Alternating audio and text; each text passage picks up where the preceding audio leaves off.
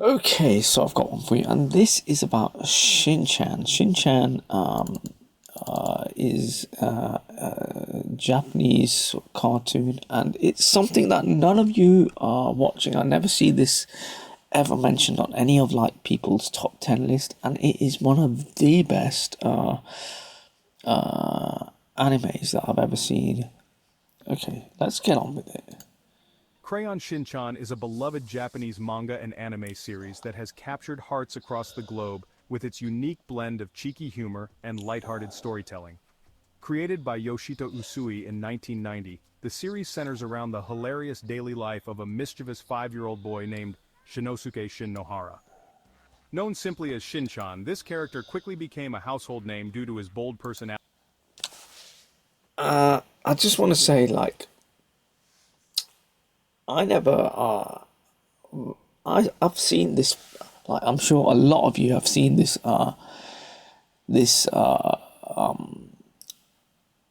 like not cartoon but the image of this character, and every time I see this character, I it put me off, and I just thought it was like this thing for children, but give it a chance, and yeah, anyway, let's carry on. Humorous antics, and unexpected moments of innocence. His escapades often leave his parents, Hiroshi and Mise Nohara, at their wits' end, as Shin-chan manages to turn even the most mundane situations into comedic chaos. The humor in Shin-chan is distinctively satirical, frequently poking fun at the routines and quirks of everyday Japanese family life. Through his adventures, the series explores themes such as parenting, childhood innocence, and social norms, often using slapstick comedy, crude jokes, and innocent misunderstandings as tools to deliver its laughs. I know, like looking at the imagery, it looks really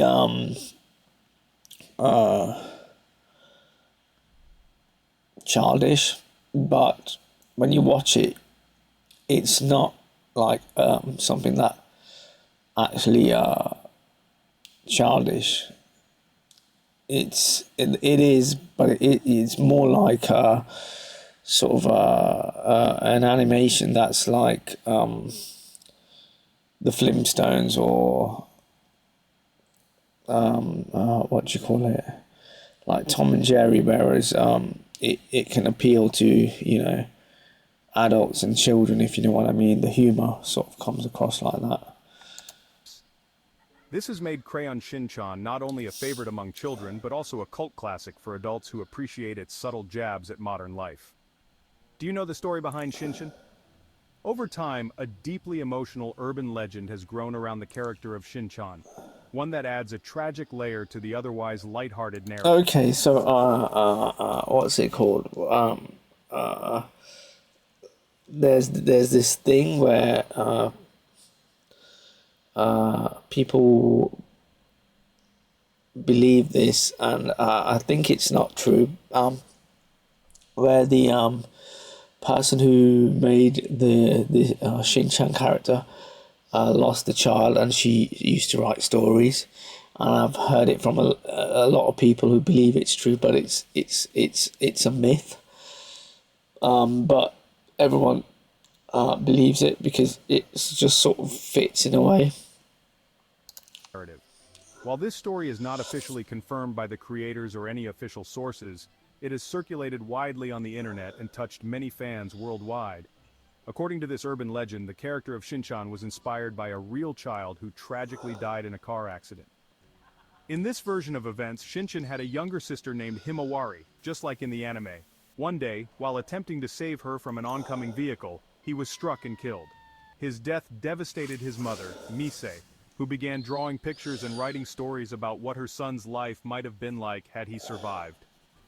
These drawings eventually evolved into the world of Crayon Shinchan, portraying a version of reality where Shinchan continues to live on, laughing, playing, and creating mischief just as he might have done in real life.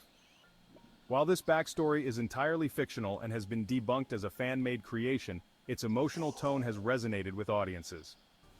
The legend provides a touching though heartbreaking lens through which to view the otherwise comedic character of Shin-chan, turning his antics into a bittersweet tribute to lost childhood and a mother's enduring love. The real story of Crayon Shin-chan is less tragic but still carries a sense of loss. Yoshito It's just created by someone. But anyway, let's just see how popular this is. So I've already sort of typed this out. I just want to show you guys like that the cartoon has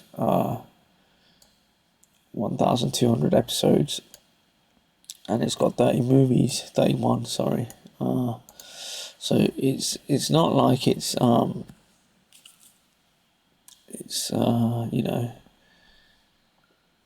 like a small cartoon, and it's been airing since the early 90s, which is a very long time. But I just when I watched it, I just felt like it was really entertaining, and I've always found it very interesting when I've seen it. And there's another clip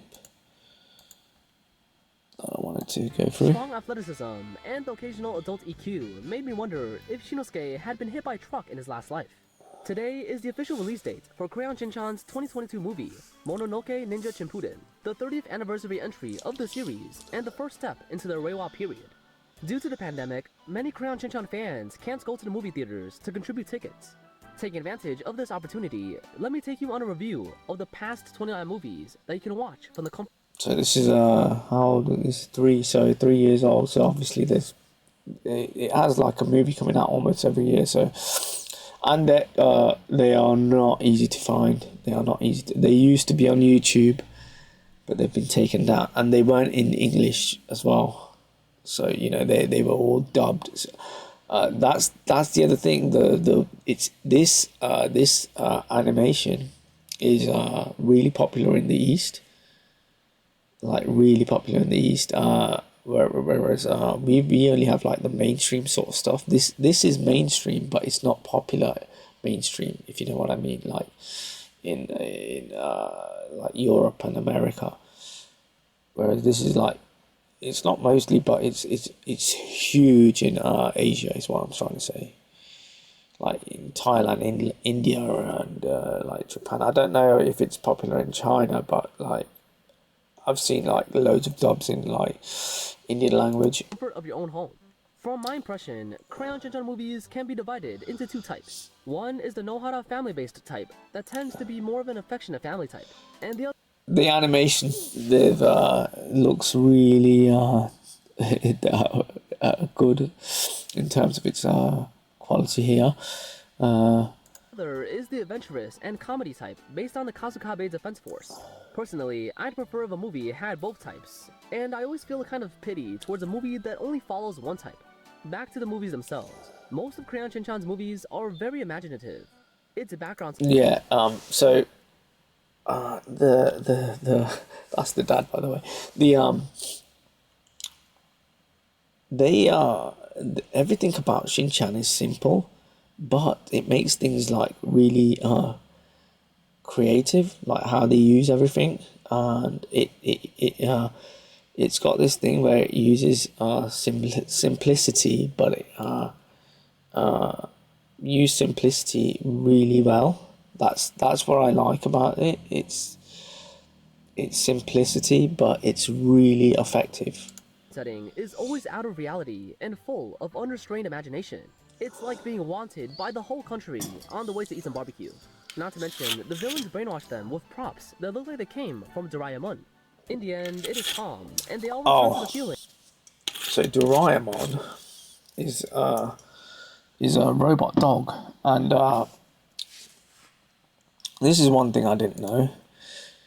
Hold on, let me see. So this is Doraemon. Now this thing is really popular. I didn't know that. I've seen it, but I didn't know that how popular it was. So I just typed in which one's popular out of them two, and it turns out Doraemon is one of the biggest icons in Japan. and it's popular in China, India, and South Asia. So they've got Doraemon's got much more appeal, but it's more like childish base, not childish, but children base, if you know what I mean. I've seen it. It just did not appeal to me. I watched it. It was all right, but I just don't remember finding it as much entertainment as Shin-chan.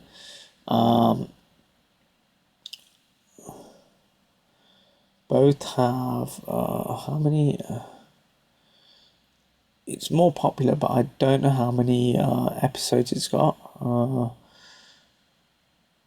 Both have 30 movies, but I think it's probably got more episodes. Let's just quickly type it in. Doraemon.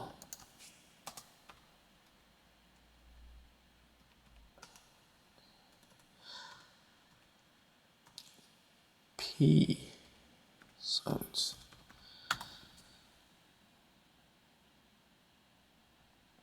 Doraemon. Oh, okay. Whoa.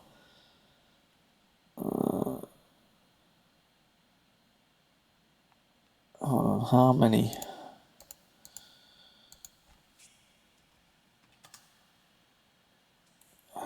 Oh, there we go. Currently has. Oh, okay.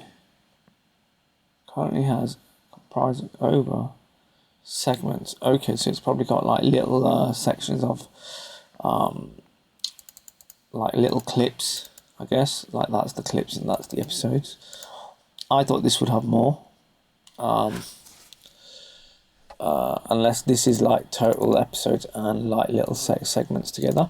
But this is more popular. It's just that this personally I just don't think it appealed to me, and it's because it says it's where is it? It says it's aimed at children. I guess that's why.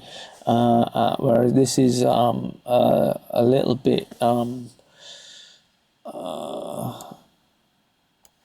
rude.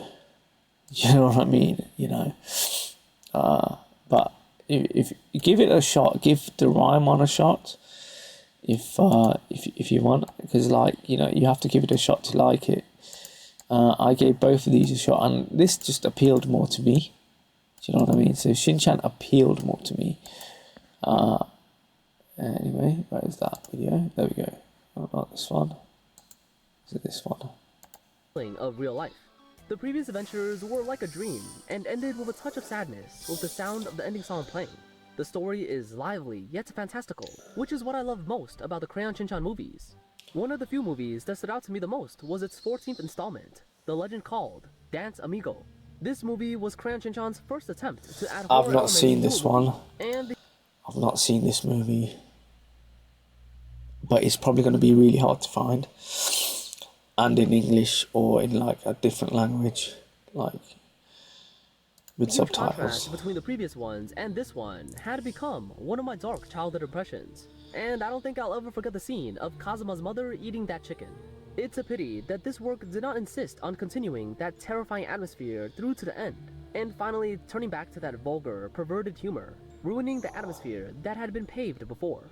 After checking the ratings of the Crayon Shin-chan movies in different countries, I found that Crayon Shin-chan's best rated movies are concentrated in the period from the years 2000 to 2004, which is the period from the 8th movie to the 12th movie. Whether it's Yaki... So, that's 4 movies. The 4 movies had a good run. Niku, Road of Honor, which takes the hilarious to the extreme, or the Kusakabe Boys of the Evening Sun's imaginative and expressive journey into the world of theater, it wouldn't lose to those movies meant for adults. Of course, I'm not saying that those recent movies are bad. Robo-Dad Strikes Back and B-Class Gourmet Survival. I've seen them both. They both actually, I think they're both quite good. I've seen I've seen them both, and I've seen them more than once just because they were quite entertaining. Both of these recent ones reminded me of the feeling of watching Crayon Shin-chan movies as a kid. The reason why that period can be considered the climax of Crayon Shin-chan is absolutely inseparable from the contribution of that one, the 2001 movie, The Adult Empire Strikes Back. It may not be as good as the previous ones in terms of only comedy and compassion, but it has the deepest meaning and the best plot among the 29 movies. Do you know what? I've seen that The Empire Strikes Back, and it was like really I really enjoyed it. And I saw it once and I could not find it again. It was on YouTube and I saw it and I looked for it everywhere and I could not find the movie. And that was so frustrating that I couldn't find it. That one, I could find other ones, but that one I saw it once and I was like, where's that movie? And boom, couldn't find it. Movies broadcasted today. The content of this work caters to it as an inter-epochal movie at the transition of the 20th century and the 21st century. A city that stays in the 20th century and is unwilling to step into the future. The movie begins in a nostalgic style, with men playing the heroes of tokusatsu to defeat monsters, and women wearing cute clothes and becoming magical girls. In this 20th century museum, the identities of adults and children seem to be reversed, and the entirety of Japan is dyed with nostalgic colors.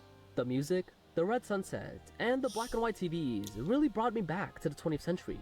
There may be many viewers who don't. Yeah, they did what's it called? The what you just said, it's like it almost had this evening look to it, and it looked really nice. How they made it look old. It just looked really good. Don't understand Japanese history and won't understand why their nostalgia is so serious. The 20th century was a period full of wars for the whole world. Why would they miss that period? Are they brainwashed by those villains? Well, in fact, the number of newborn babies in Japan after... But I'm going to just show you why is it this one? Why this is from that film, Empire Strikes Back, and this he's chasing like this character that looks like, what's his name, John Lennon, and I can't show you the whole clip because like, you know, copyright, but I'm gonna should I I just really like this clip. This clip looks amazing to me, it does anyway, and it's simple but it's really well made. And he's chasing the guy who's done all this, like kept everyone back in time. It's not time, but he's hypnotized everyone. I think that's what it is. And he's chasing the guy in the lift. But I just like the way it's animated. Like it looks, it's simple, but like it's with the music as well. Like the way the music they've made, it suits it really well for the tension.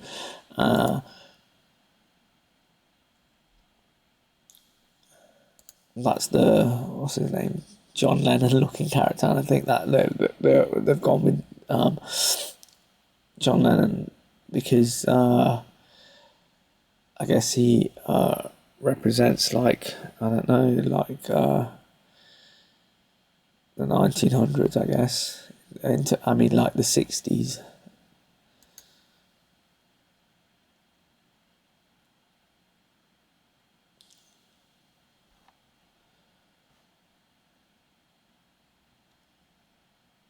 And that's why I like it. So look, he falls, but the camera's still running. So the camera's the pace, and he's catching up to the camera. Then he falls again, and he falls with a roll. Dude, this scene just looks amazing to me. Like now he's got, like, you know, a little snot bubble going out his nose. And it's like really dumb the way it's animated, but it's animated in a really it's just really well animated.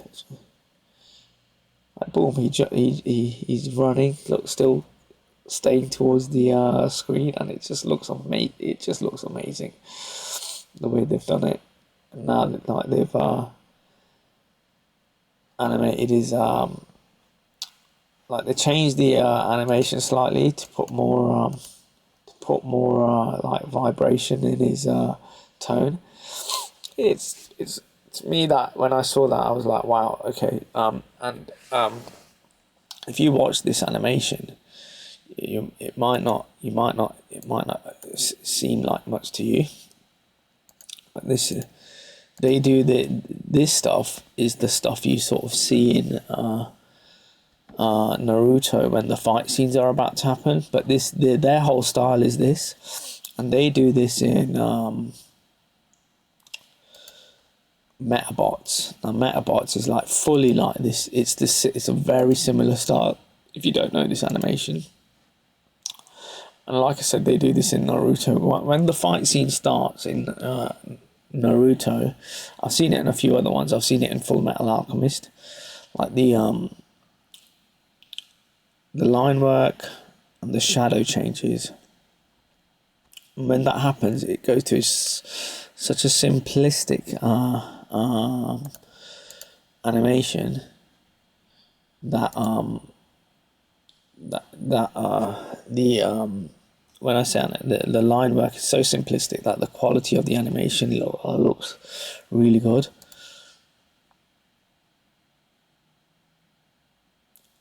And this is another one that just, it's fully like this sort of style, Metabots, yeah. And so the way I see Shin-chan is it's compared. I see it as it's the, I just type this in. It's Shin-chan versus The Simpsons, because it's a family-based animation, and comparing the two, The Simpsons is world famous, and it's been around for a long time. I think they've been around pretty similar times. The Simpsons is obviously a little bit older. This, whereas it's popular in Asia and India. I didn't know. Look, it says especially India. I didn't know that. Okay.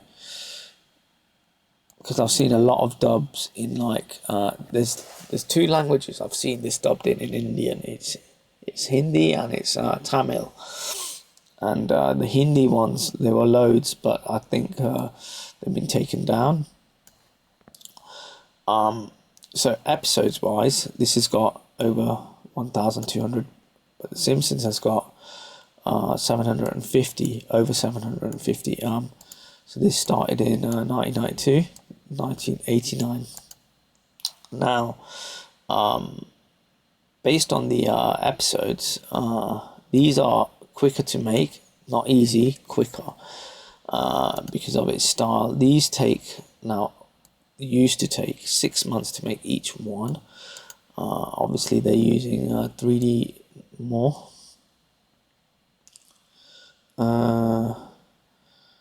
No, it's just talking about the style, so you know how the style is different. So I used to watch this as a kid, so I don't know how it says strongly appeals, because I've seen this when I was a child. I didn't get it. It's just the imagery that appealed to me more than the actual cartoon.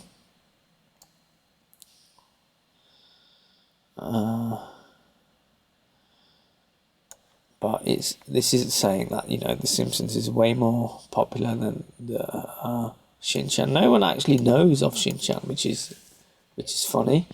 You know, when you see all these like I've been to like many like conventions for like comics and stuff, and I've never have I seen Shin-chan. I mean, I've not seen The Simpsons as well, but The Simpsons isn't based around like anime and stuff, whereas Shin-chan is. But I guess they're in the same category in terms of like how they're viewed. But yeah, I just wanted to share this and show people that you have to watch it because it's actually quite good. And this is another one. So I'm not gonna show the whole thing just for copyright, but he learns to quickly ride a bike. But the animation, it just looks amazing. He's in like, I think it's like based like around Le Tour de France, and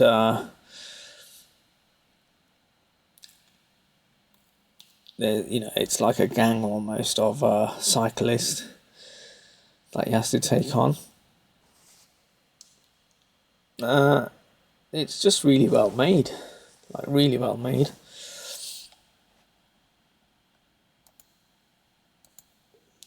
And then they go downhill and they're all flying around. But can you just see like the similarity between like the fight scenes and this in terms of like the show in like Naruto? And I think they've sort of figured out how to do it really well. Where's the video? Usui, the talented manga artist behind the creation, passed away unexpectedly in September 2009. Usui was an avid hiker, and during one of his solo treks on Mount Arafune in Japan, he slipped and fell to his death. I did not know that.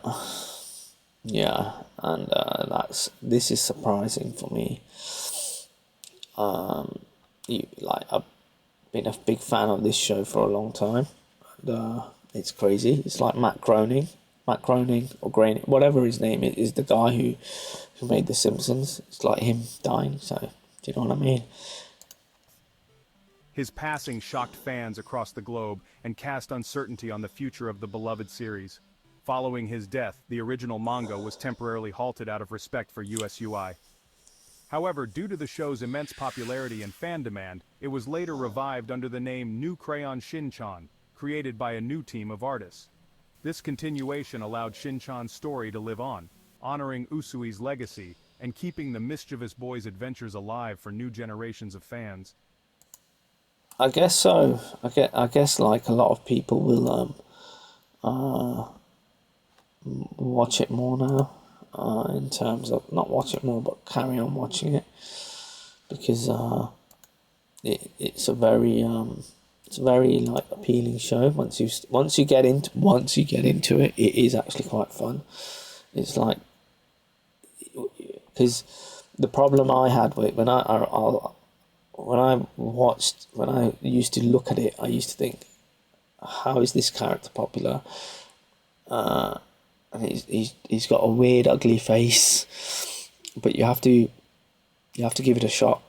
You have to give it a shot. Once you get used to it, it's fine. You're like, it's really good. And it's just one of those things. And you might not like it. You might like it. You might not like it. But I thought it was really well made. So anyway, give this a shot. And you're not watching it because it's not in your list, but if you watch it, you might like it. And that's it. Take care, guys.